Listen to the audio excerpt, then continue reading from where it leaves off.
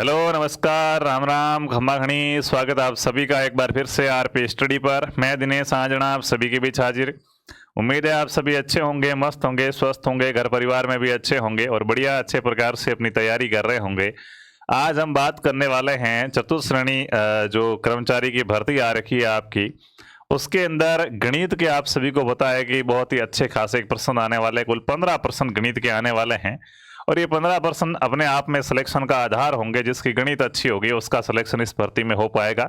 गणित अगर कमजोर है तो यकीनन आपको डर तो लग रहा होगा, ये डर लाजमी भी है क्योंकि ये भी 100% सत्य है कि गणित कमजोर है तो हम इसमें अपना पार नहीं लगा पाएंगे। तो कैसे सर गणित के क्वेश्चन कैसे आएंगे? क्योंकि गणित एक तो रेलवे और एसएससी की भी गणित होती है, एक राजस्थान एग्जाम की भी गणित होती है।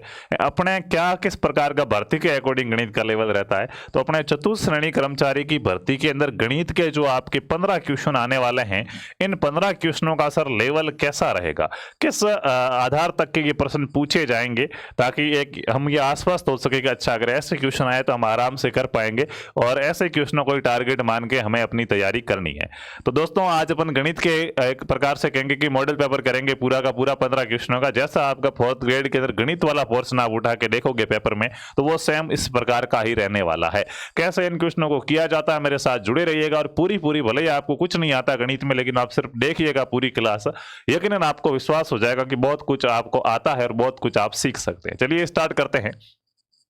टॉपिक आप सभी के पता है कि 10 टॉपिक कुल दिए गए हैं, तो प्रत्येक टॉपिक से अपन ने जिस जिस आधार पे क्वेश्चन एग्जाम में आ सकते हैं उसके अकॉर्डिंग क्वेश्चन है वो बनाए। ठीक है, तो पहला क्वेश्चन क्या देखिएगा, प्रश्न दिया गया मित्रों कि 2 वर्ष पहले, ध्यान से ऐसे प्रश्नों को समझना है, मैं कैसे करता हूं वैसे अपने को भी करना। मैं सिर्फ करके नहीं बताऊंगा, आपको इस प्रश्न को कैसे करना वो भी अपन सीखेंगे। ठीक है, 2 वर्ष पहले एक शहर की आबादी 8000 थी, यानी कि इसने कहा कि एक शहर है उसकी जनसंख्या 2 साल पहले कितनी थी? 2 साल पहले 8000 थी। ठीक है, ठीक है, ये प्रथम वर्ष में 10% बढ़ी है। पहले साल के अंदर ये कितनी बढ़ गई? 10% आबादी बढ़ गई और दूसरे साल में ये 20% बढ़ गई। तो बताओ अब शहर की कुल जनसंख्या कितनी होगी? यानी कि अभी वर्तमान में शहर की जनसंख्या कितनी है ये अपने को ज्ञात करना है, नहीं पता कितनी है। ठीक है, लेकिन हमें यह दिया कि साहब 2 साल पहले कितनी थी? 8000 थी।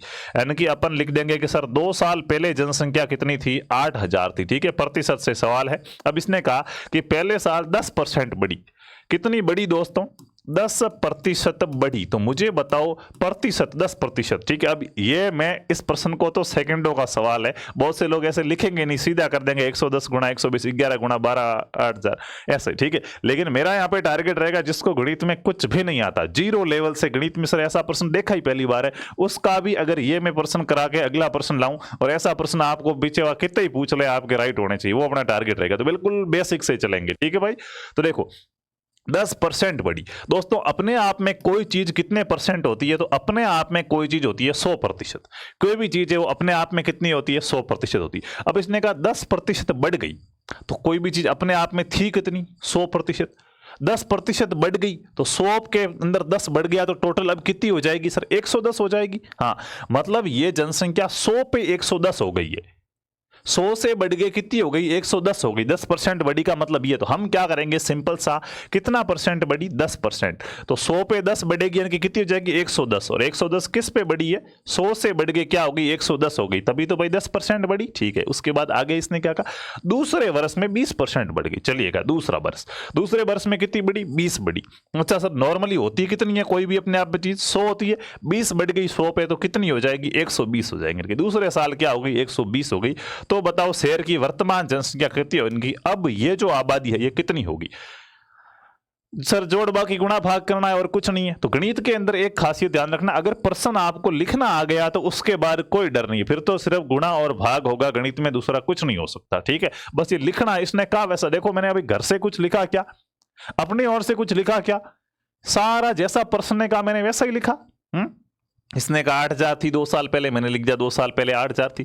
इसने कहा 10 बढ़ी तो मैंने लिख दिया गुणा 100 पे 10 बढ़ी यानी कि 110 बटे 100 हो गया। इसने कहा दूसरे साल 20 बढ़ी, मैंने गुणा करके लिख दिया कि 100 पे 20 बड़ी यानी कि 120/100 हो गया। बस अब इसने कहा कितनी हुई, तो मैं इसको जोड़ूंगा, भाग करूंगा, गुणा करूंगा, भाग करूंगा, उत्तर आ जाएगा, वो टिक कर दूंगा। तो बिल्कुल ईजी है। देखो अब इसको कैसे करेंगे, तो सर ये अब जोड़ बाकी गुणा भाग है। 2 जीरो से ये 2 जीरो काट दिए, ठीक है ठीक है। इस जीरो से ये जीरो काट दिया, इस जीरो से ये जीरो काट दिया, नीचे कुछ भी नहीं रहा, ये 100 भी कट गए, ये 100 भी कट गए। एक किसी भी संख्या के नीचे में हो तो एक का भाग देंगे तो वही का वही आता, कोई मतलब है नहीं। इधर रहा सर 80 गुणा इधर कितना रहा 11 और इधर कितना रहा 12, ठीक है ठीक है। इसको अपन क्या करेंगे, गुणा कर देंगे, ठीक है ठीक है। तो आप क्या कीजिएगा, 12 को 80 से गुणा कर दीजिए, उसके बाद अपन 11 से और कर देंगे भाई, ठीक है। 8 का पाड़ा सबको आता होगा, 12 8 कितने होते हैं, तो 12 8 96 होते हैं। तो देखो 12 को 80 से गुणा कर रहा हूं, 12 8 96 हो गए, पीछे वाला जीरो लगा लिया, 960 और ये 11 पीछे बच गए। अब 960 को आप 11 से क्या कर दो, गुणा कर दो, ठीक है। तो देखिएगा 960 को आप 10 बार आपस में गुणा करोगे तब तो ये आएगा 9600। यहां मान लो जीरो अपन बाद में लगा देंगे, छिन्नों को 11 से गुणा कर दो। तो देखो छिन्नों को 10 बार गुणा करूंगा तब तो 960 आएगा, 11वीं बार करूंगा तब एक छिन्नो और आ जाएगा, तो ये कितना हो जाएगा आपका 1056 हो जाएगा, ठीक है। तो 1056 आगे लिख दिया, ये अपना आंसर आ गया कि जनसंख्या कितनी हो जाएगी, जनसंख्या अब हो जाएगी 10,560, जो ऑप्शन डी में होगा। बस एग्जाम में इसी टाइप के क्वेश्चन आएंगे, आपको सिर्फ इतना सा करना है, इतनी सी चीज आपका सिलेक्शन श्योर कर सकती है। और अगर आप दूर भागते रहेंगे कि गणित हार्ड है तो हार्ड ही रहेगी, लेकिन हार्ड है नहीं, सिर्फ 3 स्टेप है गुणा भाग करने थे। अब ये सर आपने तो पता नहीं कैसे वगैरह की थी, कैसे नहीं, ये मैंने गुणा ही किया है, ठीक है। यहां आपको मैंने जैसे कहा कि 96 गुणा 11 करना है, तो मैंने इसको ऐसे कर दिया कि 96 गुणा 10 करूंगा तो 960 आ जाएगा, फिर एक बार और तो 96, फिर इसको मैंने जोड़ दिया। आप चाहो तो इसको ऐसे कर दो, वही चीज आने वाली है, ऐसे ही तो करना था। तो ये कर दिया अपन ने गुणा, 1 6 1 9, ये आ गया वापस वही का वही, ठीक है। तो आप चाहो वैसे गुणा कर सकते हो, ठीक है। तो इसका आंसर अपना क्या हो गया, डी हो गया। बहुत से बच्चों का राइट आंसर आ रहा है, बहुत बहुत बढ़िया है कि आपको पहले से बहुत अच्छी खासी चीज आती है। 4th ग्रेड में अपना लेवल यही रहने वाला है, ऐसे प्रश्न अपने सही हो रहे, खुश हो जाओ कि गणित में आपका गलत नहीं होगा, ठीक है। हाँ, 4% चीनी वाले एक 6 लीटर के घोल में से 1 लीटर पानी वाष्पित हो जाता है, तो बचे हुए घोल में चीनी का प्रतिशत क्या है। दोस्तों एक 6 लीटर का घोल था, टोटल कितना घोल है, टोटल दोस्तों 6 लीटर का एक क्या घोल बना हुआ है पानी और चीनी का, यानी कि कुछ पानी है उसके अंदर और कुछ डाली गई है चीनी। चीनी इसने कहा कितनी है, 4%, यानी कि 6 लीटर के घोल में से 4% क्या है, चीनी है।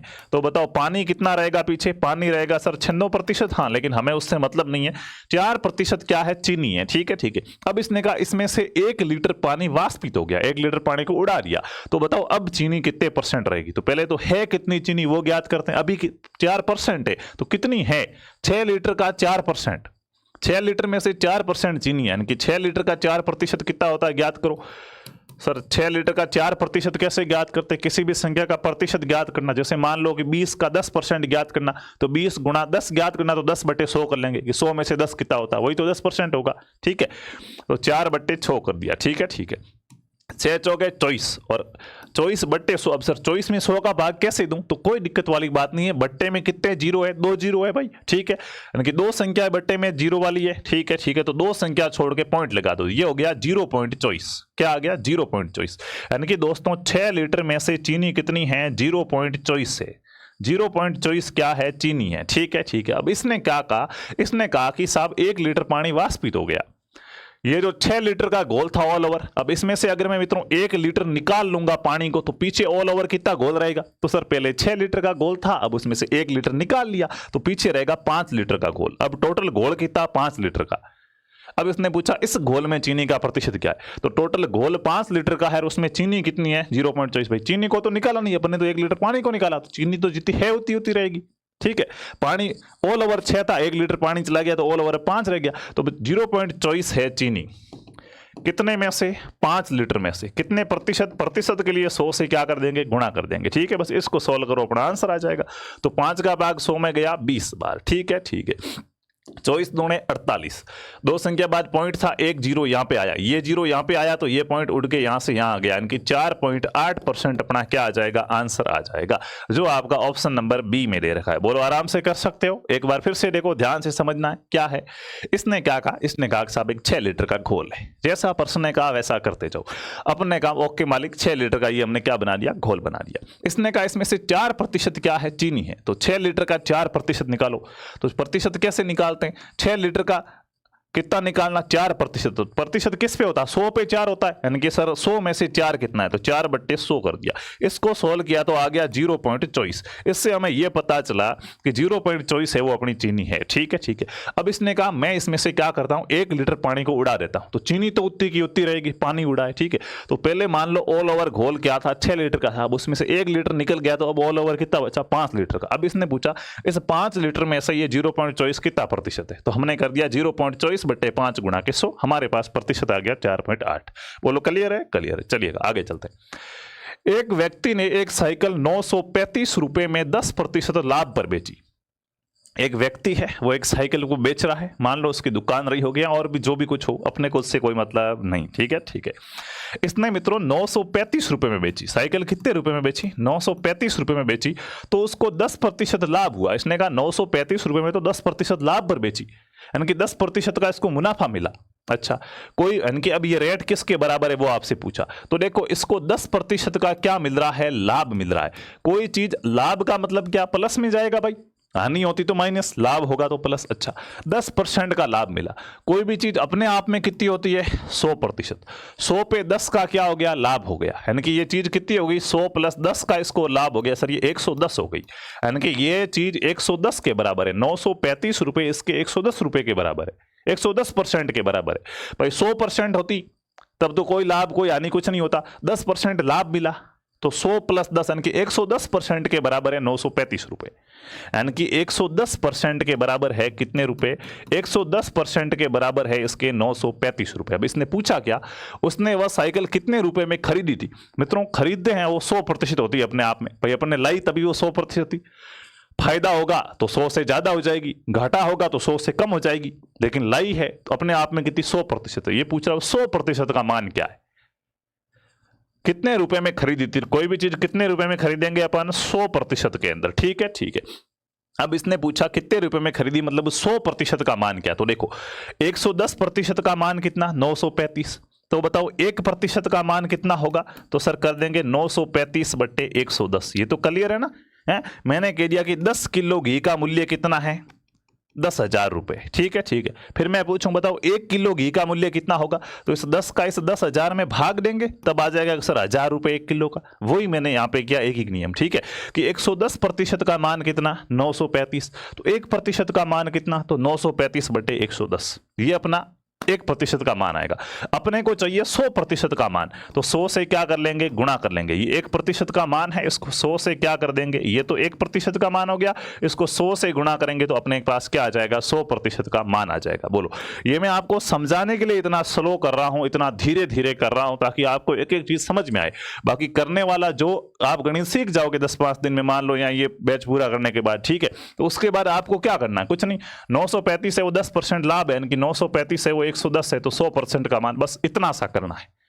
पेपर के ऊपर ही, पर्सन के ऊपर ही कर लोगे, कहीं मिलाने मिलाने नहीं जाना रफ कॉपी वगैरह में। ये स्टेप आपको पूरा आसानी से, बिल्कुल जिसको कुछ भी नहीं आता उसको भी समझ में आ जाए उसके लिए। ठीक है, 0 से 0 कट गया। ठीक है, 11 का भाग 11 में गया एक बार। ठीक है, ठीक है।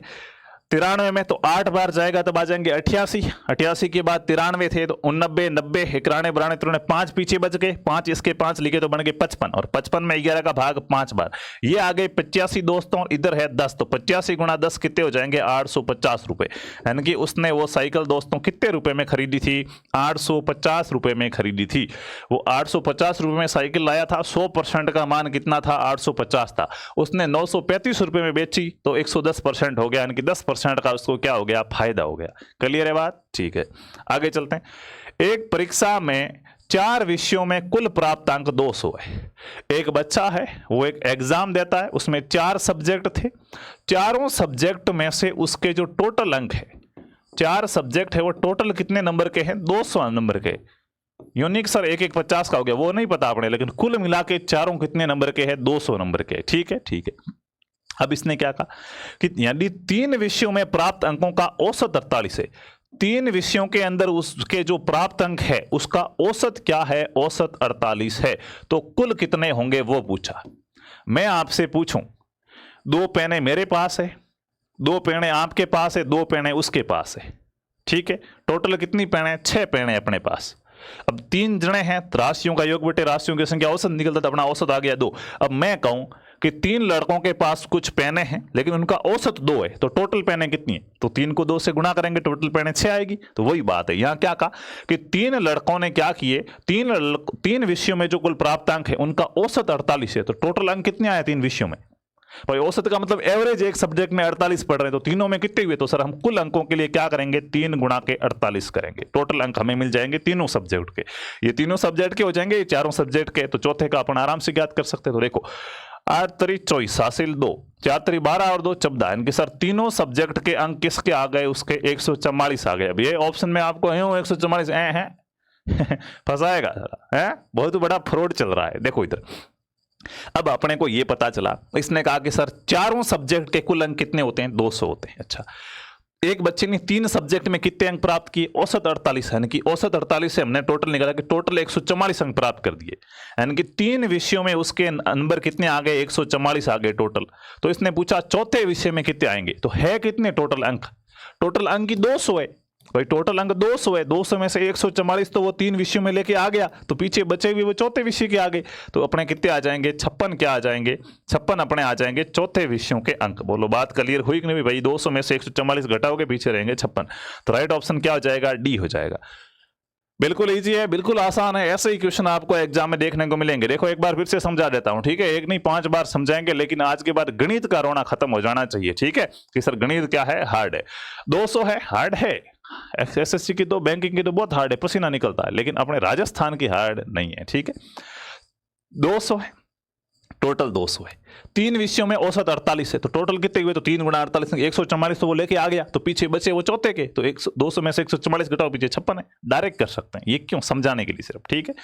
तो दोस्तों देखिएगा, अगला प्रश्न है, 30 संख्याओं का औसत 22 प्राप्त होता है, परंतु बाद में पता चला कि 27 के स्थान पर 72 पढ़ लिया था, तो सही औसत क्या होगा? अब देखो, इसने कहा कि हमने 30 संख्याओं का औसत निकाला, संख्याएं औसत, तब उनका क्या मिलेगा? हमें योग मिलेगा। इसने कहा कि 30 संख्याएं, टोटल संख्याएं कितनी थी? 30 संख्याएं, उनका औसत निकाला तो हमें औसत मिला 22, यानी कि एक संख्या का एवरेज 22 मिला। तो कुल कितना हुआ पहले तो वो ज्ञात करो।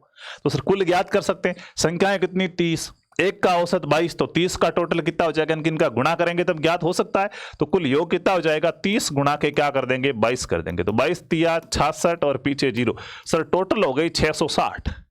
टोटल उनका जोड़ कितना होगा? 660 होगा, ठीक है? लेकिन बाद में पता चला कि यार मिस्टेक हो गई। क्या लिखा हुआ? तो 27 था और हमने उसको गिन लिया 72। सर ये तो ज्यादा गिन लिया, इसलिए औसत ज्यादा आया, औसत तो कम आना चाहिए फिर तो। 27 को अपन ने 72 पढ़ लिया, तो कितनी गलती हुई पहले वो निकालो। यानी कि हमें पढ़ना तो था 27 और हमने उसको क्या पढ़ लिया? 72 पढ़ लिया। तो कितना ज्यादा पढ़ा भाई? जितना ज्यादा होगा वो इसमें भी ज्यादा जुड़ गया, तो इसको इसमें से घटा दो, तो अपना क्या है? सही मान आ जाएगा। तो देखो 27 की जगह 72 पड़ा, तो कितना ज्यादा पड़ा? तो सर क्या करेंगे? 12 में से 7 जाएंगे 5, 6 में से 2 गए 4, सर 45 ज्यादा पढ़ लिया। 45 का क्या हो गया? लोचा हो गया। सर पढ़ना 27 था, हमने पढ़ा 72, तो 45 ज्यादा पढ़ दिए, तो इसके अंदर भी 45 ज्यादा जुड़ गए, तो इसमें से 45 घटाओ तभी सही मिलेगा। टोटल सही टोटलिंग कितनी होगी वो अब मिलेगी। 10 में से 5 गए 5, ठीक है? यहां 5 में से 4 गया 1 और 6, सर सही 615 है। 27 को 27 ही माने तो 615 होंगे टोटल, जबकि हमने उसको 72 पढ़ लिया, इस वजह से 660 हो गए थे। अच्छा, अब इसने कहा सही औसत कितना, तो अब सही टोटलिंग कितनी? सही टोटलिंग है सर 615, ठीक है? टोटल संख्याएं कितनी? 30, तो औसत निकाल सकते हैं। राशियों का योग बटे राशियों की संख्या औसत का सूत्र है। राशियों का योग कितना आया? सही 615, और राशियों की संख्या कितनी है? 30, दे दो भाग, अपना क्या आ जाएगा? औसत आ जाएगा, ठीक है? ठीक है, करो भाई। 3 का भाग 30 में जाएगा 10 बार, 3 का भाग 3 दूनी 6 और 3 पंजे 15, 205 बार, ठीक है? ठीक है, 205 है और 10 है, ऊपर है 205 और नीचे क्या है? 10 है। नीचे 10 है मतलब एक 0 है, तो एक संख्या छोड़ के क्या लगा देंगे? पॉइंट लगा देंगे, तो क्या हो जाएगा? 20.5 आपका क्या होगा? नया औसत प्राप्त होगा, जो क्या है? सही है। पहले ज्यादा आ गया था, क्यों ज्यादा आ गया था? क्योंकि अपन ने 45 ज्यादा गिन लिए थे, 27 को 72 गिन लिया था। बोलो क्लियर है बात? तो बिल्कुल आसान है, कुछ नहीं करना, बेसिक कंसेप्ट है आपका, वो आपका आराम से क्या होगा? क्लियर होगा। ये बेसिक कंसेप्ट है, ये सर इस प्रकार से एक एक चीज को बहुत बारीकी से 2-2 बार 3-3 बार सेम टाइप के, यहाँ तो अपन एक टाइप का एक ही क्वेश्चन करते हैं। बैच के अंदर जब मैं गणित पढ़ाता हूं तो एक ही टाइप के 3-3 4-4 क्वेश्चन करते हैं। 2 क्वेश्चन तो फिक्स है, पहला मैं आपको समझाऊंगा, दूसरा वापस और समझेंगे ताकि क्लियर हो जाए, फिर तीसरा क्वेश्चन करेंगे तो पीछे वाला क्वेश्चन उसके अंदर आएगा। इनके बिल्कुल बेसिक से गणित का डर आपका खत्म हो जाएगा। मैं कह रहा हूं अब अगर आपको गणित समझ में नहीं आई तो फिर मामला टेढ़ा, फिर मुश्किल है गणित समझ में आनी आपको, ठीक है।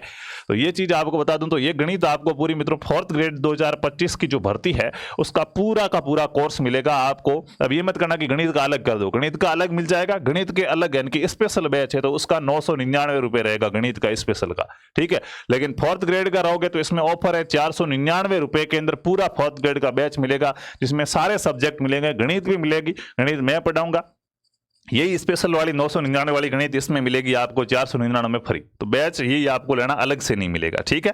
तो इसके अंदर गणित बहुत शानदार तरीके से आपको मैं व्यवस्थित तरीके से पढ़ा रहा हूं। गणित के 15 क्वेश्चन आते हैं, तो ज्यादा कुछ नहीं, तो मैं जो नोट्स लिखा रहा हूं और जो क्वेश्चन आपको वहां पे करवा रहा हूं उन्हीं क्वेश्चनों को आप बार बार प्रैक्टिस करेंगे और ऐसे ही क्वेश्चनों को आप करना सीख जाते हैं कि सर ऐसा क्वेश्चन बाबा में बिना देखे 2 संख्याएं चेंज करके तो हम उसको कर सकते हैं। तो गणित में आपके मित्रों 14 क्वेश्चन, भाई एक क्वेश्चन फिर भी बाई चांस मान लो इधर उधर हो गया, लेकिन इतने तो क्या है आराम से सही हो सकते हैं। बस इसके लिए आपको सीखना होगा जो जो चीजें मैं सिखा रहा हूं। तो आरपी स्टडी ऐप डाउनलोड करके आप ये बैच ज्वाइन कर लीजिएगा 4th ग्रेड का। और क्या है, कोई भी समस्या हो, पेमेंट किसी और से वगैरह करवाना हो तो ये हेल्पलाइन नंबर दे रखी है, इस पे आप क्या कर सकते हैं, बात है वो कर सकते हैं, ठीक है। चलिएगा अगला क्वेश्चन, कितने प्रतिशत वार्षिक सरल ब्याज की दर पर 20 वर्ष में एक धनराशि दुगुनी हो जाएगी। ब्याज कौन सा है, सरल ब्याज। सरल ब्याज का मतलब साधारण ब्याज का प्रश्न है, ठीक है। अपने सिलेबस में साधारण ब्याज और चक्रवर्ती ब्याज दोनों है। कितने प्रतिशत वार्षिक सरल ब्याज की दर पर 20 वर्ष में एक धनराशि क्या हो जाएगी, दुगुनी हो जाएगी। तो हमें क्या पूछा, कितने प्रतिशत वार्षिक सरल ब्याज की दर, यानी कि हमें सर दर ज्ञात करनी है। क्या ज्ञात करनी है, दर। दर का सूत्र लिखाया था क्या, बिल्कुल सर। दर क्या था सर, दर थी ब्याज गुणा के 100। क्या था सर, दर ब्याज गुणा 100 बट्टे मूलधन गुणा के समय। इससे हमें क्या मिलेगी, दर मिलेगी, ठीक है सर। हाँ इससे मिलेगी तो सही, पर हमें पता ही नहीं है ब्याज कितना है, हमें पता ही नहीं है मूलधन कितना है, हमें सिर्फ समय पता है 20 वर्ष। तो बाकी वाले मान कहां से लाएंगे, बाकी वाले सारे मान तुम्हें पता है। प्रश्न को थोड़ा सा अच्छे से पढ़ो, प्रश्न खुद बता रहा है।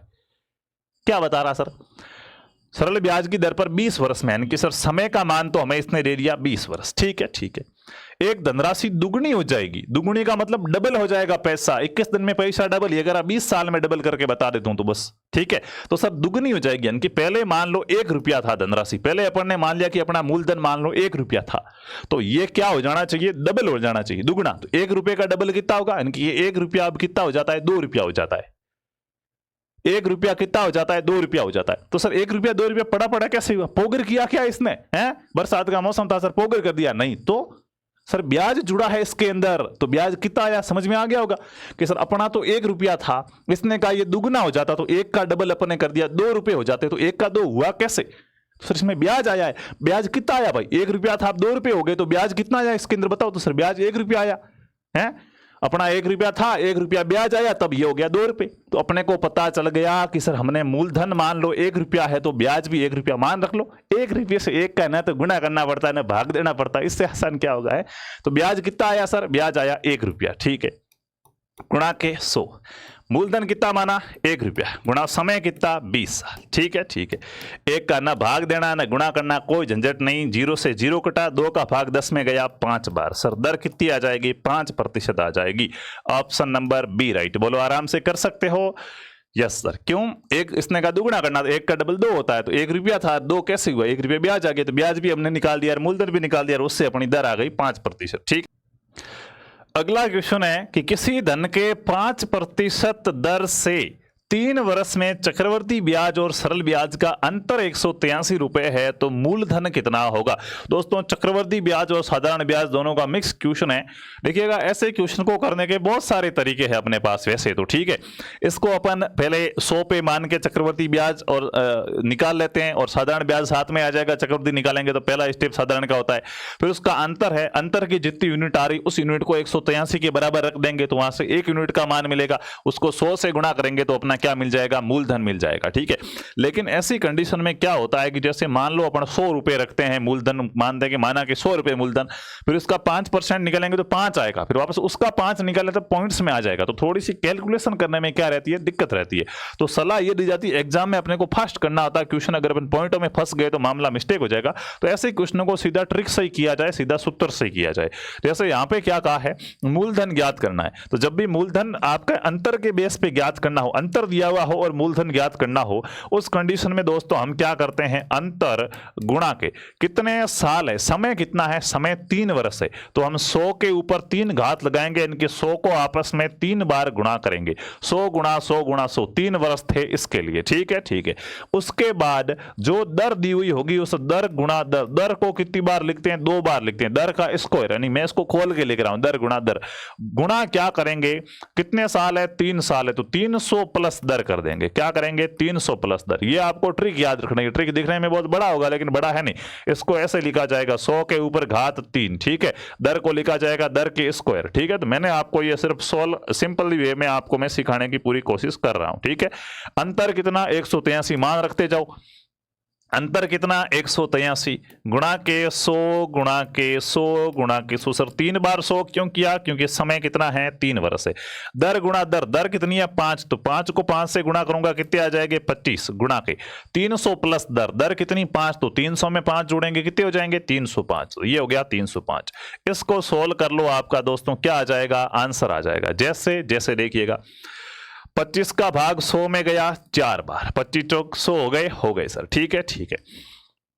5 से काटो, 5 का भाग 100 में जाएगा 20 बार, और इसमें जाएगा 6 पंजा 30 और 1 पंजो 61 बार। कितनी बार, 61 बार। अब 61 को दोस्तों नहीं काट सकते, क्योंकि ये आपको थोड़ा सा माइंड में होना चाहिए कि 61 किसी के पाड़े में नहीं आता है, 61 अभाज्य संख्या है, 61 को नहीं काट सकते, 61 में 61 का ही भाग जाता है। अब हमें भाग देना पड़ेगा, तो पहले अपन यहाँ पे देख लो, यहाँ पे कितना है, 183 गुणा 4 गुणा 20 गुणा के 100, इसका गुणा करके यहाँ पे लिख दो और फिर 61 बट्टे में कर देंगे। ठीक है, ठीक है।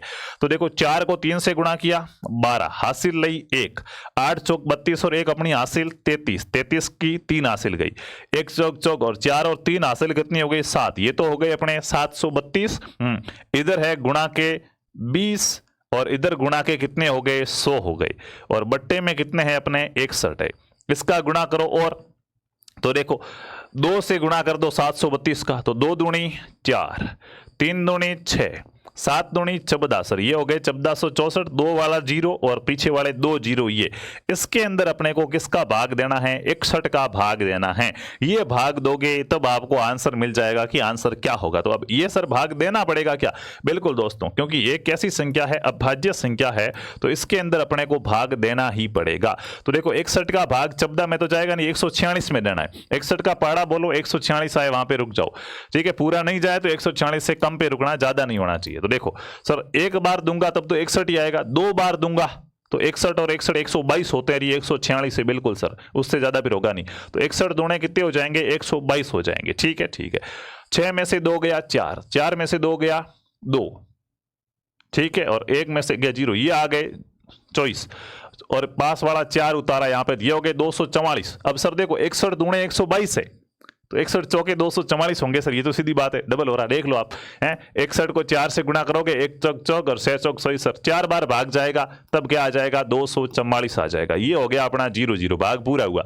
पीछे कितने 0 बच गए, 3 0 बच गए, तो 3 0 यहाँ पे उतार दिए, यानी कि कितना आ जाएगा, 24,000 अपना क्या आ जाएगा, 24,000 अपना मूलधन आ जाएगा। कितना आ जाएगा, 24,000 अपना मूलधन हो जाएगा। डी ऑप्शन राइट है, बिल्कुल आराम से बेसिक तरीके से करा रहा हूँ, बाकी ऐसे क्वेश्चनों में इतना टाइम नहीं लगता है। ठीक है, सिर्फ समझाने के वजह से करवा रहा हूँ। अगला देखो, 16 आदमी या 15 औरतें एक काम को 20 दिन में कर सकते हैं। ठीक है, इसने क्या कहा कि 16 आदमी काम करे, या फिर और नहीं है, और यहां में ध्यान रखना होता है, यहां पे 16 आदमी काम करे या फिर 25 औरतें काम करे, एक काम को 20 दिन में कर सकते हैं। यानी कि दोनों की एफिशिएंसी क्या है, 20 दिनों की है। आदमी 16 होने चाहिए, औरतें 25 होनी चाहिए। तो अपन एक की एफिशिएंसी निकालेंगे, अपन लिखेंगे कि 16 आदमी चाहे काम करे या बराबर में 25 औरतें काम करे, वो काम कितने दिनों में होगा, 20 दिनों के अंदर होगा। तो यहां से एफिशिएंसी निकलेगी। आदमी की एफिशिएंसी कितनी, तो हमेशा ध्यान रखना, जो संख्या उसके पास में लिखी हुई होती है वो तो गुणा में होती है, वो उसका मान नहीं होती है। जैसे आदमी का मान 16 नहीं है, ये 16 औरत का मान है, आदमी का मान 25 है। ऑपोजिट में लिखे जाते हैं, हमेशा ध्यान रखना, ठीक है। तो यहाँ पे क्या हो जाएगा, अगर अपन आदमी की एफिशिएंसी निकालेंगे तो आदमी की एफिशिएंसी आ जाएगी, पास वाला नहीं होगा, सामने वाला होगा 25, ठीक है। और औरत की एफिशिएंसी निकालेंगे तो औरत की एफिशिएंसी पास वाला नहीं होगा, सामने वाला होगा, 16 आ जाएगी, ठीक है, ठीक है। अब इसने क्या कहा कि 16 आदमी या 25 औरतें किसी एक से काम करवा दो, कोई दिक्कत नहीं। ये 20 दिनों में क्या करते हैं, काम करते हैं, ठीक है। तो अपन देखते हैं पहले टोटल काम है कितना। अपन ने मान लिया कि 16 औरतें क्या करती है, अपन ने मान लिया कि औरतें कितनी है, 25 औरतें हैं, आदमी 16। हमने मान लिया कि 16 आदमी काम करते हैं। कितने आदमी, 16 आदमी काम करते हैं। कितने दिन काम करेंगे, 20 दिन काम करेंगे। तो इससे हमें पता चलेगा टोटल काम कितना है। अच्छा, आदमी कितने, 16, एक आदमी की एफिशिएंसी कितनी, 25, गुणा काम कितना, 20। तो ये टोटल काम कितना हुआ, हमें कुल काम यहां से पता चलेगा, ठीक है। तो 25 दूनी कितने हो जाएगा, 25 दूनी 50, तो ये हो गया अपना 500, और 16 पान 80, तो 80 और पीछे 2 जीरो। सर टोटल काम ये गुणा किया तो पता चला कि कुल काम कितना है, कुल काम 8000 है, ठीक है, ठीक है। अब इस काम को अपने को कितने लोगों के पास करवाना, अगर 10 आदमी और 5 औरतें मिलकर करें तो कितने दिन में होगा, ठीक है, ठीक है। तो 10 आदमी और 5 औरतों की एफिशिएंसी कितनी, 10 आदमी प्लस 5 औरत। सर 10 गुणा एक आदमी का मान कितना है सर, 25 है, 25 प्लस 5 औरत गुणा 5, एक औरत का मान कितना सर, 16। तो 10 गुणा 25 हो गया 250 प्लस 16 पान 80, 250 और 80 कितना हो जाएगा, 330, यानी कि टोटल एफिशिएंसी 330 है। एक दिन में ये 330 काम कर सकते हैं मिलके, और अपने पास टोटल काम कितना है, 8000। तो कितने दिन में होगा, तो सर एक दिन में 330 काम कर सकते हैं, टोटल काम 8000 है। तो 8000 में 330 का भाग देंगे, हमें पता चल जाएगा एक दिन में कितना काम, टोटल कितने दिनों में काम होगा, ठीक है। तो देखिएगा 0 से 0 कट गया, 33 का भाग देना 800 के अंदर, ठीक है, ठीक है। 33 का भाग किस में देना है, 800 में देना, अपने को उत्तर मिल जाएगा। तो 33 का भाग 80 में दो, 33 या 99 हो जाता, तो 33 दूने कितने हो जाएंगे, 66 हो जाएंगे। 66 के बाद 4 70 और 10 80, ये आ गए 14, उतारा 0, कितनी बार जाएगा, 140 के अंदर। तो सर 33 का भाग 140 में 3 बार, 99 4 बार कितना आ जाएगा, 4 तेरी 12 हासिल 1, 4 तेरी 12 उतरा 132 आ जाएगा, बिल्कुल। फिर आगे ज्यादा हो जाएगा, तो 4 बार जाएगा तब आ जाएगा 132, और 140 में से 132 जाए, पीछे रहे 8, यानी कि सर आंसर क्या आ जाएगा, 24 दिन और 8/33 दिन और आ जाएंगे साथ में। तो 24 सही 8/33 अपना क्या हो जाएगा, आंसर हो जाएगा 24 सही 8/33, डी ऑप्शन आंसर हो जाएगा। ऐसे क्वेश्चन कैसे करते हैं, पहले क्या करते हैं हम, आदमी और औरत जो भी दी हुई थी उनकी एफिशिएंसी निकालते हैं। एफिशिएंसी पास वाली नहीं होती, सामने वाली होती, ठीक है, ठीक है। उसके बाद क्या है, टोटल काम कितना वो निकाला, तो 16 आदमी 20 दिन में काम करते हैं, तो कितना करेंगे, तो 16 गुणा 25 गुणा 20, 8000 काम करेंगे। फिर ये मिलके काम करे तो मिलके कितने कर सकते हैं एक दिन में, वो निकाला। फिर टोटल काम है उसका भाग दिया, तो अपनी एफिशिएंसी आ गई। और भी इसके बहुत सारे तरीके हैं, ठीक है। यदि 250 मीटर लंबी ट्रेन एक खंबे को 12 सेकंड में पार करती है तो ट्रेन की चाल ज्ञात करो, ठीक है। समय चाल दूरी आपका टॉपिक है। तो देखो चाल ज्ञात करने का सूत्र क्या होता है, सबसे पहले तो ये सबको पता होगा, चाल बराबर सर क्या होता है, दूरी बट्टा के समय है। तो दूरी कितनी है, दूरी सर 250 मीटर है, तो ये लो 250 मीटर बट्टा समय कितना है, 12 सेकंड, तो ये 12 सेकंड। सर इससे एक चीज पता चली हमें, हाँ, कि हम भाग दे रहे तो हमारा उत्तर मीटर प्रति सेकंड में आएगा। ट्रेन की स्पीड किस में आएगी, मीटर प्रति सेकंड में आएगी। लेकिन सर ऑप्शन में तो किलोमीटर प्रति घंटा में दिया हुआ है, तो हमारा ये जो उत्तर आएगा ये मीटर प्रति सेकंड में आएगा, इसको अपन को किलोमीटर प्रति घंटा में बदलना पड़ेगा। हाँ सर, ये तो सोचा ही नहीं हमने, तो सोचो भाई, ठीक है। क्या है ये, क्या है 250/12। अब इसको किलोमीटर प्रति घंटा में बदलने के लिए हम क्या करेंगे मित्रों, 18/5 से गुणा करेंगे। मीटर प्रति सेकंड है, इसको अगर किलोमीटर में बदलना है तो 18/5 से क्या करते हैं, गुणा करते हैं, ठीक है, ठीक है। अगर कहीं किलोमीटर प्रति घंटा दिया हुआ है और उसको मीटर प्रति सेकंड में बदलना हो तो 5/18 से क्या करेंगे, गुणा करेंगे। ये इसका क्या होता है, सिस्टम होता है, ठीक है। तो इसको किससे गुणा करेंगे, 18/5 से क्या कर देंगे, गुणा कर देंगे। करो भाई गुणा, 5 का भाग 5 में एक बार, 25 में गया 5 बार, ये हो गए 50, ये पूरा कट गया, ठीक है। 3 का भाग 12 में भी जाता, 18 में भी जाता। 3 का भाग 12 में जाएगा 4 बार, 18 में जाएगा 6 बार, ठीक है। 2 का भाग 4 में 2 बार और 6 में 3 बार। तो इधर तो रहे 50 गुणा के 3 कितने हो गए, 150, और बट्टा में 2, 150 का आधा, 150/2 कितने आ जाते हैं, 75। अब ये किस में आएगा, किलोमीटर प्रति घंटा में आएगा। तो ऑप्शन का क्या हो जाएगा, सी ऑप्शन राइट हो जाएगा कि सर 75 किलोमीटर प्रति घंटा इसका क्या होगा, राइट आंसर होगा। बोलो आराम से समझ गए, सूत्र याद है, ध्यान क्या रखना। सर यहाँ पे अगर ये मीटर प्रति सेकंड में देता तो मीटर प्रति सेकंड में देता तो अपने इससे गुणा नहीं करते, क्योंकि अपना आंसर मीटर प्रति सेकंड में आ रहा था। लेकिन इसने मीटर प्रति सेकंड में दिया नहीं, किलोमीटर पर सेकंड में दे रहा है, इसलिए अपन ने इसको किलोमीटर पर सेकंड में बदला। अगला, विमल और अरुण की आयु का अनुपात 3:5 है, ठीक है। विमल और अरुण है, इसकी आयु का, अब सर आयु तो टॉपिक ही नहीं लिखा हुआ है, ये तो रीजनिंग में आता है भाई, अनुपात का भाग है ये, आयु हो गए, सिक्के हो गए, ये सारे अनुपात में आते हैं, ठीक है ना। तो देखो विमल और अरुण है, विमल और अरुण, इसकी मित्रों आयु का अनुपात कितना, 3:5 है, यानी कि इसकी आयु 3x है, इसकी आयु कितनी है, 5x है, ठीक है। अब इसने कहा इनकी आयु का योग 80 वर्ष है, यानी कि इस 3x और 5x को जोड़ेंगे तो ये कह रहा 80 आ रहा। चलो जोड़ते हैं, x का मान निकालते हैं। 3 और 5 कितना 8, यानी कि 8x बराबर कितना आ रहा, 80 आ रहा। तो x बराबर क्या आएगा, 80/8, यानी कि 8×80। सर x का मान कितना आ गया, 10 आ गया। x बराबर क्या आ गया, 10 आ गया। तो आयु निकाल सकते हैं इसकी वर्तमान। भाई x का मान 10 है, इसके पास कितने x है, विमल के पास 3x, तो 3 गुणा के 10 यानी कि 30। विमल कितने साल का है, अभी 30 साल का है।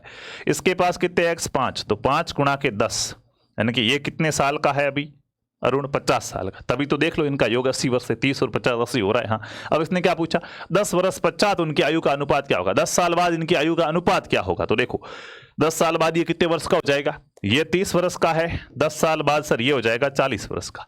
ये 50 वर्ष का है, 10 साल बाद ये हो जाएगा 60 वर्ष का। इनका अनुपात ज्ञात करना है, ठीक है। तो 0 से 0 कट गया, ये 4:6 है। अनुपात छोटा से छोटा होना चाहिए, 4:6 भले ही ऑप्शन में दे रखा हो, लेकिन छोटा से छोटा ज्ञात करेंगे, ठीक है। तो 4 का आधा 2, 6 का आधा 3। अब ये आपस में करते नहीं है, तो अनुपात क्या होगा, 2:3 अपना क्या हो जाएगा, राइट आंसर हो जाएगा ऑप्शन ए वाला। बोलो आराम से किया जा सकता है। चलिएगा अगले क्वेश्चन की ओर चलते हैं।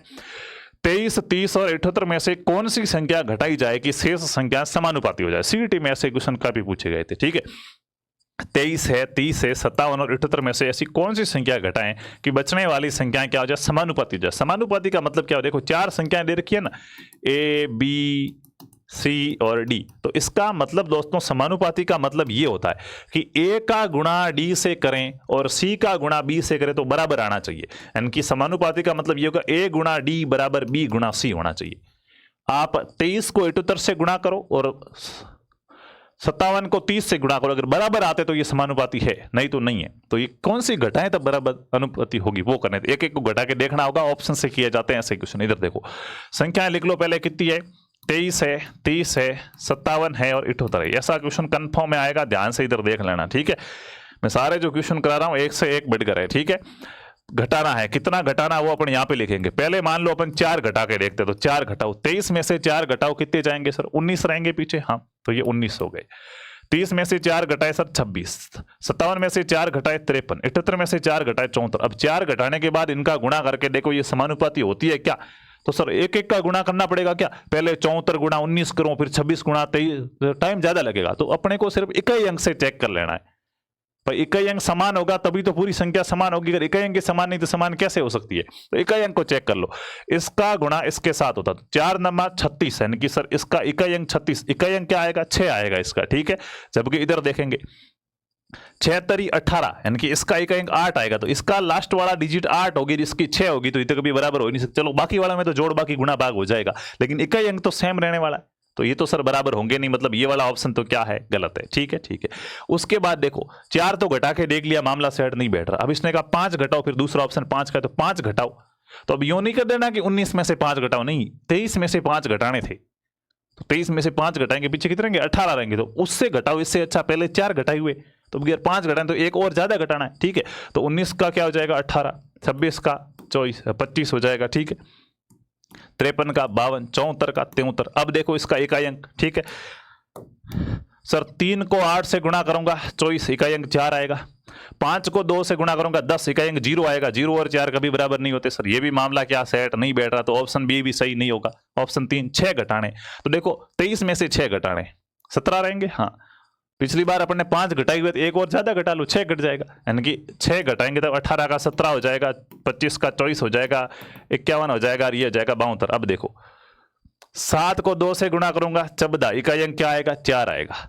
1 को 4 से गुणा करूंगा 4, इकाई अंक 4। हाँ सर, इनका इकाई अंक 4 आ रहा है, मतलब ये पूरी संभावना बनती है कि ये क्या होगा, आंसर होगा, ठीक है। लेकिन चेक कर लो, मान लो दोनों में इकाई अंक हो जाए तो फिर गुणा करके देखना पड़ेगा, ठीक है। तो इसका 7 है, 7 घटा के देखो, एक और घटाओ, 17 का 16 हो जाएगा, 24 का 23 हो जाएगा, 50 हो जाएगा और 71 हो जाएगा। सर 1 और 6 को गुणा करूंगा 6 आएगा, 3 और 0 करूंगा 0 और 6 तो कभी बराबर नहीं होंगे, यानी कि सर इसमें बराबर हो रहा है 6 वाले में, तो ये ऑप्शन अपना क्या हो जाएगा, राइट हो जाएगा। क्लियर है।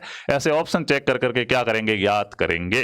अगला प्रश्न, 252 रुपए ए, बी और सी में बांटे जाते हैं ताकि ए का हिस्सा बी और सी के हिस्सों के योग का 5/7वां भाग है, बी का हिस्सा ए और सी के हिस्सों का योग का 5/9वां भाग है, तो सी का हिस्सा क्या। बहुत इजी क्वेश्चन है, बस स्टेप है वो आपको फॉलो करने पड़ेंगे, आराम से आप ऐसे क्वेश्चन क्या है कर लोगे। देखो क्या कहा, रुपए कितने 252 रुपए, ठीक है, एबीसी में बांटे गए, ए का हिस्सा यानी कि ए का बराबर, इस ए का हिस्सा क्या है, बी और सी के हिस्सों का योग का, यानी कि ए बट्टे बी प्लस सी, बी और सी के हिस्सों का योग का कितना है 5/7वां भाग, यानी कि 5/7 है। क्लियर है, लिखना आना चाहिए, ठीक है। बी का हिस्सा यानी कि बी का हिस्सा ए और सी के हिस्सों का योग का, यानी कि ए प्लस सी, ये कितना है 5/9वां भाग है, 5/9वां भाग है। तो आपसे पूछा सी का हिस्सा कितना होगा, इस 252 रुपए में से सी के कितने रुपए आएंगे। तो पहले अपने को क्या करना है, इसको बराबर करना। यहां देखेंगे अपन कि ए बी और सी है, यहां भी ए बी और सी है, तो ए बी सी का टोटल योग कितना हो रहा है 7 और 5 12, यानी कि यहाँ एबीसी का टोटल योग कितना हो रहा है 12 हो रहा है, जबकि यहाँ 9 और 5 14, तो ये बराबर है क्या, नहीं। यहाँ तो ये कह रहा है कि एबीसी मिलके 12 है, यहाँ कह रहा है एबीसी मिलके 14 है, तो इनको क्या करो बराबर करो, क्या करना पड़ेगा बराबर करना पड़ेगा, ठीक है। तो कैसे करेंगे बराबर, सीधा अपोजिट संख्या से गुणा कर दो। इनका योग 14 हो रहा है तो सीधा इसको 14 के साथ गुणा कर दो, इसका योग 12 हो रहा है सीधा इसको 12 के साथ गुणा कर दो। अब जो आंसर आएगा वो बराबर होगा, ठीक है। बड़ी संख्या है, गुणा नहीं कर सकते, काट के करो। मैं नहीं काट रहा हूं क्योंकि नए बच्चे डर जाते हैं कैसे काटते हैं क्या काटते हैं, तो अपने को जिनको गणित नहीं आती उनको सिखाना, जिसको आती है उसका तो रिवीजन हो रहा है, ठीक है। अपने तो जिसको कुछ नहीं आता गणित में, पढ़ सर कल याद करूंगा आपके कहने के बाद, उसको गणित सिखानी है, ठीक है। तो बाकी क्या करते, 14 का 7 लिख देते, 16 का 12 का 6 लिख देते, फिर 7 और 6 को इस 12 की जगह 6 से गुणा करते हैं, 7 से करते, तो वो आप सीखी हुई उनके लिए, ठीक है। तो दोस्तों देखो 14 को 5 से गुणा करो, 14 70, 7 से करो 7 कितने हो जाएंगे 98, ठीक है ठीक है। 12 60, 12 नमी 108। अब अपने को यहां से क्या पता चला कि सर ए का मान कितना है 70 है, यानी कि ए बराबर कितना आया 70 आया, बी बराबर कितना आया 60 आया, बी बराबर 60 आया, सी बराबर कितना है सर, तो देखो इसने कहा देखो बी और सी दोनों मिलके 98 होते हैं। इसने क्या कहा कि बी और सी दोनों मिलेंगे तब 98 होंगे, बी कितना है 60, तो पीछे बचा वो कौन है सी है, तो कितना हो जाएगा 38 हो जाएगा, ठीक है। इससे भी कर सकते हो, इसने कहा ए और सी दोनों मिलके 108 होते हैं, ए कितना है 70 है, तो पीछे जो 38 बचा वो कौन है, तभी तो 108 होगा, सी है, ठीक है। ये इनका क्या आ गया टोटल मान आ गया, ठीक है। इनको आप सरल भी कर सकते हो काट के, ताकि भाग देने में आसानी हो, नहीं काटो तो भी कोई दिक्कत नहीं, भाग दे देंगे अपन, ठीक है। तो ये अब जो टोटल है ना ये इनका है, जो 252 रुपए है ना, ये 252 रुपए अब इनमें बांटने हैं, ए में बी में और सी में। 70 यूनिट इसको देनी है, 60 इसको देनी है, 38 इसको देनी है। ये है अपना आंसर। ये तो इसने फंसाने के लिए ऐसा लिखा था ताकि अपने को ये पता चले इसको कि इनको अनुपात भी निकालना आता है या नहीं आता है। क्वेश्चन अब स्टार्ट हुआ अपना यहां से, ठीक है ठीक है। क्या कहा इसने, टोटल यूनिट कितनी, इन टोटल यूनिट का मान दोस्तों किसके बराबर होता है, इसके बराबर होता है, ठीक है।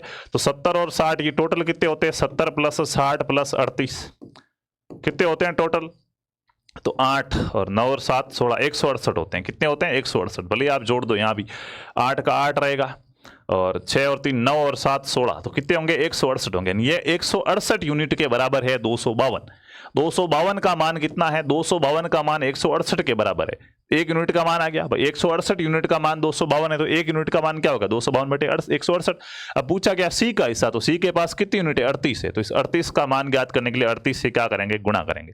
इसका गुणा करोगे तो आपका क्या आ जाएगा, आंसर आ जाएगा, ठीक है। छोड़ बाकी गुणा भाग खुद को आने चाहिए, नहीं आते चलो करते हैं। 8 और 1 9 और 6 15 हो रहे हैं, और इधर कितने हो रहे हैं 5 2 7 और 2 9, तो 3 का भाग दोनों में जा रहा है। 168 में 3 का भाग दो, 3 पंजे 15 3 छके 18, ठीक है। 3 का भाग 8 तरी 24 और 3 चौके 12 84 आ गए, ठीक है ठीक है। 56 के आधे कितने होते हैं भाई 28, हाँ 84 के आधे कितने हो जाएंगे 42, ठीक है। 42 के आधे अभी हो रहे हैं, इसको अब आधे नहीं करने, छोड़ो यहाँ पे। अब इसका आधा किससे करते हैं, इससे करते हैं। 38 के आधे 19 और 28 के आधे 14, 14 का भाग 42 में, 14 का जब टूटे 32 42 और 19 को 3 से गुणा किया, 19 का 19 19 जोड़ती 19 57, क्या आंसर आ जाएगा 57। यानी कि सी को कितने रुपए मिलेंगे 57 रुपए मिलेंगे। इस प्रकार से अगर बांटना चाहे तो, ठीक है। ये सर कैसे आता है, देखो गुणा भाग जोड़ बाकी ये काटना आना चाहिए। ये धीरे धीरे आप प्रैक्टिस करोगे मेरे साथ साथ। जैसे स्टार्ट में बहुत से बच्चे कहते थे सर काटते कैसे, समझ में नहीं आ रहा, लेकिन अब 2-3 टॉपिक पूरे हुए तो उनको मजा आने लगा। अब हम आपको देख के थोड़ा थोड़ा काटना क्या है सीख गए, तो ये सीखोगे भाई, एक दिन का काम नहीं है गणित, ठीक है। गणित है प्रैक्टिस का काम है। संख्याओं 90, 60, 75 तथा 35 का लघुत्तम समापत्ति है। एलसीएम और एससीएम आपके टॉपिक है, तो ये एलसीएम पूछ रहा है। एलसीएम निकालना इजी होता है, एससीएम थोड़ा सा क्या है डिफिकल्ट होता है। पता चलना चाहिए आपको कि इसमें भाग जाएगा या नहीं जाएगा, जबकि एलसीएम में एक एक का देते रहो। तो देखो किसका एलसीएम निकालना, 90, 60, कम से कम ये तो आना ही चाहिए दोस्तों, 75 और 35 एलसीएम निकालना इसका। चलिएगा बना लो ऐसे बक्सा, ठीक है। अब पहले देखो 2 का भाग किस में जा रहा है, क्या तो बिल्कुल 90 में भी जाएगा, 60 में भी जाएगा, तो पहले 2 का भाग दो। एलसीएम में एक संख्या में भी भाग जाता तो दे दो। एलसीएम में क्या होता है, भाग सब में जाना चाहिए तो ही देना, वरना नहीं देना। ये इसका बस रूल है, बाकी कुछ नहीं है, ठीक है। तो 2 का भाग दूंगा, 90 में 2 का भाग यानी कि 45, 2 का भाग देने का मतलब होता है आधे करना, ठीक है। 45 हो गए। 60 में 2 का भाग 30, 75 में जाता है क्या, नहीं जाता, तो इसको वैसा का वैसा लिख दो 75, और 35 में नहीं जाता तो 35 को वैसा का वैसा लिख दिया। अब किसी में 2 का भाग जाता है, बिल्कुल सर 30 में 2 का भाग जाएगा, चलो वापस से दो, फिर 2 का भाग 45 में नहीं जाता तो उसको वैसा का वैसा लिख दो। 30 में 2 का भाग 15 बार जाएगा, 75 में नहीं जाता वैसा का वैसा, 35 वैसा का वैसा। अब 2 का भाग जाता है क्या, कहीं भी नहीं। 2 का भाग जाने का क्या सूत्र है, इकाई अंक 0, 2, 4, 6, 8 होना चाहिए, नहीं है, नहीं है। अब 3 का भाग देखो, 3 का भाग क्या, इकाई अंकों का मतलब कुल अंकों का योग है, उसमें 3 का भाग जाना चाहिए। तो 4 और 5 9, 9 में 3 का भाग जाता है, कि सर 3 का भाग इसमें जा रहा है, ठीक है। तो 45 में 3 का भाग 15 45, 15 बार। 15 में 3 का भाग जाता है क्या, बिल्कुल 5 3 15। 75 में 3 का भाग 25 75, और 35 में 3 का भाग नहीं जाता तो सेम का सेम लिख दिया, ठीक है, ठीक है। अभी भी देखो किसी में 3 का भाग जाता है क्या, तो सर 15 में 3 का भाग जाता है, ठीक है, तो वापस देंगे 3 का भाग। 15 में 3 का भाग 5 बार, 5 में 3 का भाग नहीं जाता 5 ही लिख दो। 25 में 3 का भाग नहीं जाता 25 ही लिख दो। 35 में 3 का भाग नहीं जाता 35 ही लिख दो, नहीं जाए उसको वैसा का वैसा पड़ा रहने दो, ठीक है, ठीक है। अब 3 का भाग किसी में जाता है क्या, तो 5 5 5 2 7, 5 3 8 नहीं जाता। अब 5 का भाग दो, 3 के बाद 4 का नहीं दिया जाता, 5 का दिया जाता, 2 3 फिर 5, ठीक है, फिर 7। तो सर किसका भाग दूं, 5 का। 5 का भाग 5 में 1 बार, 5 का भाग 5 में 1 बार, 25 में 5 बार, 35 में 7 पंजा 35, 7 बार गया, ठीक है, ठीक है। 5 एक वाला कंप्लीट हो गए, छोड़ दो अब इनको। 5 का भाग 5 में 1 बार, 7 में नहीं जाता, 7 को वैसा ही पड़े रहने दो। अब पीछे क्या रहा 7, तो 7 में 7 का भाग 1 बार हो गया, कंप्लीट हो गया। अब ये जो संख्याएं आई है इसका आपस में क्या कर दो, गुणा कर दो। वो क्या होता है, एलसीएम होता है, लेसअप लघुत्तम समापत्ति, ठीक है, ठीक है। इसको लेसअप कहो या एलसीएम कहो, ठीक है, ठीक है। तो करो, तब इसका गुणा करो भाई। 2 दूनी 4, 4 तिया 12, 12 तिया 36, 36 गुणा 5, यानी कि यहां पे अपने को करना है 36 गुणा के 5, ठीक है। 6 पंजा 30 की सुपर हासिल 3, 5 3 15 और 16 17 18 180, 180 गुणा 5 तो 18 5 90 होते हैं, ये हो जाएंगे 900, और 900 गुणा 7 तो 7 नमा 63, और पीछे 2 जीरो 6300, 6300 ऑप्शन नंबर बी के अंदर। ये इनका क्या हो जाएगा, एलसीएम हो जाएगा। ऐसा क्वेश्चन डेफिनेटली आपके आएगा, ठीक है। अगर बेसिक सा प्रश्न पूछे लघुत्तम समापत्ति का तो वो सीधा ऐसी संख्या देगा, कहेगा इसका लेसअप निकालो। अगर प्रश्न को थोड़ा भाषा के दृष्टिकोण से बना के पूछे, थोड़ा घुमा फिरा के पूछे, तो प्रश्न ऐसा बनाएगा, ठीक है। क्या बनाएगा, ये आपका एससीएफ का प्रश्न है कि 60, 105 और 135 छात्र वाले 3 विषयों क्रमश विज्ञान, अंग्रेजी और गणित की एक परीक्षा का आयोजन किया जा रहा है। एक एग्जाम हो रहा है, ठीक है, ठीक है, तीनों का साथ में ही हो रहा है, ठीक है। विज्ञान के कुछ बच्चे आएंगे, यानी कि 60 बच्चे विज्ञान की परीक्षा देने आ रहे हैं, 105 बच्चे अंग्रेजी की परीक्षा देने आ रहे हैं, 135 बच्चे गणित की परीक्षा देने आ रहे हैं, ठीक है, ठीक है। अब इसमें समस्या यह कि प्रत्येक कमरे में बैठने की क्षमता समान है, सभी कमरों में सीटें बराबर है, ठीक है, ठीक है। और दूसरी बात, बराबर है तो कोई बात नहीं सर, बैठाते रहो बेटा, नहीं, इसने कहा नहीं, मिक्स नहीं करना है। प्रत्येक कमरे में केवल एक ही विषय के छात्र बैठेंगे। 60 बच्चे हैं विज्ञान के बैठेंगे, तो सर विज्ञान में मान लो जगह खाली रहेगी, तो मान लो सीटें 70 की थी और 60 ही बैठे, 10 खाली, तो वो खाली पड़ी रहेगी, उसमें दूसरे नहीं बैठ सकते, दूसरे वापस नए कमरे से स्टार्ट होंगे, ऐसे करना है। उस कंडीशन में आपसे पूछा कम से कम कितने कमरे चाहिए, कितने कमरे होंगे तब प्रत्येक कमरे के अंदर बैठने की क्षमता भी समान हो। बैठने की क्षमता समान का मतलब है एससीएफ। क्या है एससीएफ, कि हाईएस्ट कितने बैठ सकते हैं एक कमरे के अंदर, एक ही विषय के, दूसरे नहीं, वो है एससीएफ, ठीक है। तो पहले क्षमता हमें क्या करना पड़ेगा, इसका एससीएफ निकालना पड़ेगा। किसका, 60 का, 105 का और 135 का। कैसे निकालते हैं एससीएफ, तो एससीएफ का सिस्टम होता है कि इसमें अपन अब 2 से स्टार्ट नहीं करेंगे कि 2 में 60 का भाग जा रहा, अच्छा 2 का भाग 60 में जा रहा, 60 में जा रहा, लेकिन 105 में नहीं जा रहा, 135 में नहीं जा रहा, एचसीएफ के अंदर उस संख्या का भाग दिया जाएगा जो तीनों में जा रहा है, नहीं जाए तो छोड़ दो उसको वहीं पे, जितना दिया उसको गुणा कर दो, वही एचसीएफ है। ठीक है, तो देखो 2 का भाग 60 में तो जाएगा, लेकिन 105 में नहीं जाएगा, क्योंकि इसका इकाई अंक 2 वाला नहीं है, 5 में नहीं जाएगा, 2 का तो जाने रहा, 3 का देते हैं तो 3 का भाग 60 में जाएगा, 5 और 1 6, 3 इसमें भी जाएगा, 5 3 8 और 1 इसमें भी जाएगा, 3 का भाग सब में जा रहा, तो भाग सीधा किसका देंगे, 3 का देंगे। 3 का भाग 60 में 20 बार, 20 तिया 60, 105 में तो 3 तिया 9, ठीक है, और ये 10 से 1 पीछे बच गया, 1 और 5 15, तो 5 तरी 15, 13 में 4 तरी 12, 1 रह गया, 5 तरी 15, 45 बार। ठीक है ठीक है, अब देखो 3 का भाग जा रहा है क्या वापस, 5 3 8 नहीं जा रहा, 5 4 9 इसमें जा रहा है, 20 में नहीं जा रहा, तो अब सब में नहीं जा रहा 3 का भाग, तो 3 का भाग नहीं दे सकते। अब आता है 5 की बारी, तो 5 का भाग 20 में जाएगा, जाएगा इनमें तो जाएगा, इकाई 5 है तो 5 का भाग जाएगा। अब 5 का भाग 20 में 4 बार, 35 में 7 बार, 45 में 9 बार। अब देखो 4 7 और 9, तो ऐसी कोई संख्या नहीं जिसका भाग इन तीनों में जाए, तो छोड़ दो यहीं पे बस, क्योंकि आगे भाग जा नहीं रहा है। ठीक है, तो कितना दिया, 3 गुणा 5 कितना आया 15, तो इसका एचसीएफ कितना आ गया, एचसीएफ आ गया 15। एचसीएफ ऐसे निकालते हैं, ठीक है, जबकि एलसीएम पिछली बार निकाला अपने पिछले क्वेश्चन में, वैसे एचसीएफ कितना आया 15, यानी कि एक कमरे में 15 सीटें हैं, ये हमें पता चल गया। प्रत्येक कमरे में कितनी सीटें हैं, प्रत्येक कमरे में 15 सीटें। अब बेटाओ एक एक सब्जेक्ट के बेटाओ अपने पास ये 60 है, किसके है, विज्ञान के, ये 105 अंग्रेजी के, और ये 135 गणित के। ठीक है ठीक है, 60 बच्चे हैं, एक कमरे में 15 सीटें हैं, तो कितने कमरे चाहिए विज्ञान वालों के लिए, कितने कमरे चाहिए, तो 60 बच्चे हैं, एक कमरे में 15 सीटें, तो 15 चौक 60। सर साइंस के लिए 4 कमरे चाहिए अपने को, कितने कमरे चाहिए, 4 कमरे। ठीक है, 105 है, एक में 15 सीटें। ठीक है ठीक है, तो 15 सगी 90, 15 7 105, 7 बार भाग जाएगा। यानी अपने को क्या करें इसके लिए, यानी कि अंग्रेजी वालों के लिए 105 बच्चों के लिए 7 कमरे चाहिए। ठीक है ठीक है, 135 एक कमरे में 15 सीटें। ठीक है ठीक है, 15 नमी 135, 15 नमी 145 है, 15 8 135, 8 बार भाग जाएगा। कितने कमरे चाहिए, 13, 9 बाई ना, 15 में 135 है, 45 कब से होने लगे, 15 में 135। ठीक है, तो ये कितनी बार जाएगा, 9 बार, यानी कि अपने को गणित के लिए कितने कमरे चाहिए, 9 कमरे चाहिए। अब ये टोटल कमरे कितने हुए गिन लो, 7 4 11 और 9 20, तो टोटल कमरे कितने चाहिए, 20 कमरे चाहिए। कितने चाहिए, 20 कमरे। ऑप्शन बी क्या हो जाएगा, राइट हो जाएगा। ये ऐसे क्वेश्चन किया जाएगा एचसीएफ का क्वेश्चन। ठीक है, और एक सबसे सिंपल टॉपिक आपके सिलेबस के अंदर जोड़ा गया है कि आंकड़ों का चित्र द्वारा क्या करना, प्रदर्शन करना।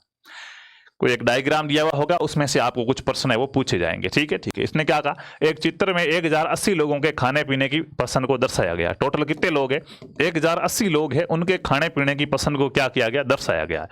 जो लोग पास्ता पसंद करते हैं उनका प्रतिशत कितना है। संख्या नहीं पूछी, संख्या पूछी होती तो 1080 का अपने को काम पड़ता, संख्या पूछी नहीं तो 1080 से अपने को कोई मतलब ही नहीं है। ठीक है, इसने क्या कहा, पास्ता पसंद करने वाले लोग प्रतिशत में कितने, ये अपने को यहां पे दिया हुआ है कि 45 डिग्री, यहां डिग्री में दिया गया है, देख लो कि 45 डिग्री लोग पास्ता पसंद करते हैं। सब डिग्री से प्रतिशत कैसे निकालें, 45 डिग्री में तो 45 नहीं, डिग्री कितनी होती है, ऑल ओवर जो पाई चार्ट होता है वो 360 डिग्री पे बनता है। कितने पे बनता है, 360 डिग्री पे। एक बिंदु पर कितने कोण बनाए जा सकते हैं, 360। तो ऐसा जब भी घेरा होता है ना, वो 360 पे होता है। अगर नहीं पता चले तो गिन लो कि 45 और 45 90, 90 और 90 180, 180 और 60, सर ये अपने हो गए 40। ठीक है, 40 20 60 और एक ये 260 और 100 360, यानी कि सर पूरा 360 पे बना। हाँ, मतलब ये कितने पे बनता है, 360 पे। अब 360 में से पास्ता वाले कितने, 45 है, 45 प्रतिशत निकालना, 100 से क्या कर दो, गुणा कर दो। बोलो क्लियर है, टोटल कितने 360, उसमें से पास्ता वाले पूछे तो पास्ता कितना 45, और प्रतिशत के लिए 100 से गुणा। इसको क्या कर दो, सोल्व कर दो, आपका आंसर आ जाएगा 0 से 0 कट गया। ठीक है, 9 का भाग 36 में भी जाता है, 45 में जाता है, 4 नमा 36, 9 पंजा 45। ठीक है ठीक है, 4 का आधा 2, 10 का आधा 5, 5 उड़ी 25, और बट्टा में 2, 25 बट्टे 2 कितने हो जाएंगे, 12.5।